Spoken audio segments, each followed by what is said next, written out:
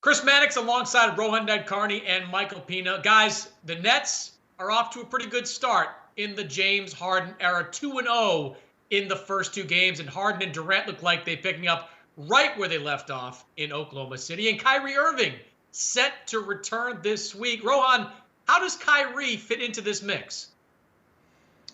Well, I think he's obviously going to fit in really well offensively. I think the Nets have already shown that this isn't going to be James Harden on the Rockets, right? Pounding the ball for 20 seconds and then looking for his own shot. They already look like a really fluid team offensively. I don't think Kyrie is going to hurt that too much. There's just going to be too many guys for defenses to pay attention to. I think the real question is defensively, as good as the Nets have been in their first two games, they've also been giving up a ton of points. Kyrie's not going to help on that end of the floor. The question for the Nets, I think, is going to be who are the five players on the floor at the end of a playoff game, and how many of those guys can defend their position. That, to me, is their biggest question mark. And I think the situation with Kyrie needs observing mostly is there. What's going to happen on the defensive end? Yeah, Rohan, you stole my thunder. I feel the exact same way. Offensively, there is basically no ceiling here. This is an unprecedented collection of talented individual talents with KD, Harden, and Kyrie. One of them, at least, will need to sacrifice, but at the same time, they, will not have to face against the opposing team's primary or best perimeter defender. So they'll be able to feast a little bit and enjoy that those opportunities. But defensively, you're right. Like, Kyrie is not known for his defense. He is not known for rim protection either, or rebounding, which is another thing that this team will need going forward to win a playoff series. So it's going to be really interesting just to see how he kind of fits into the mix now that KD and Harden have already shown that they can succeed together.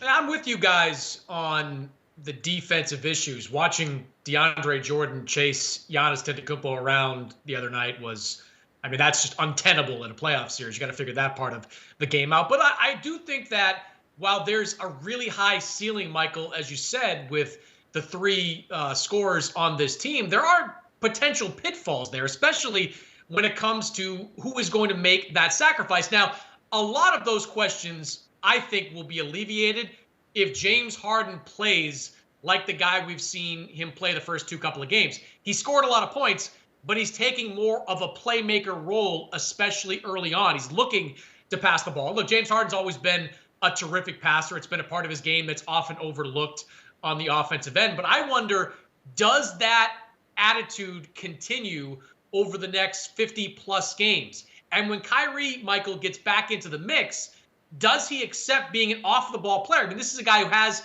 played off the ball in the past, especially off of LeBron James, but he's a point guard. He likes having the ball in his hands an awful lot. How he embraces, or if he embraces that role, I think, to me, is really worth watching. No, Chris, that's a fantastic point.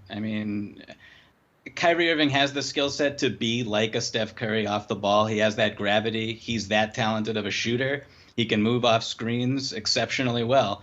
Will he want to do that? Will he want to sacrifice the touches and his ability to flourish with the most breathtaking handle that the NBA has ever seen? I don't know. I don't think he necessarily signed up for this. I thought he probably thought he was going to be with Kevin Durant as just the primary option late in games in particular, as he was earlier this season. Now, in crunch time, I don't know if he gets to touch the ball, frankly. And I don't even think that is necessarily the smart thing for Brooklyn to do with Kevin Durant, who is unstoppable, and James Harden, who is a better offensive player than Kyrie Irving is.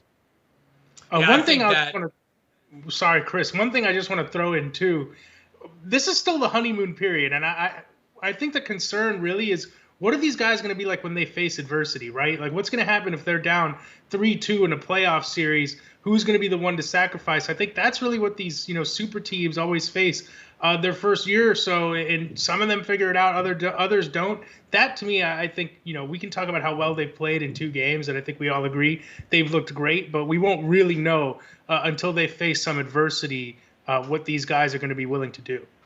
I think we're going to find out what their commitment to winning is. I think that this group has the offensive firepower to be the best big three maybe that we've ever seen, including the one that Kevin Durant was part of in Golden State. There's just that much offensive punch on the floor.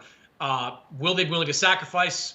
We'll see. I guess we'll find out over the next few months. For more on this story, check us out over at SI.com.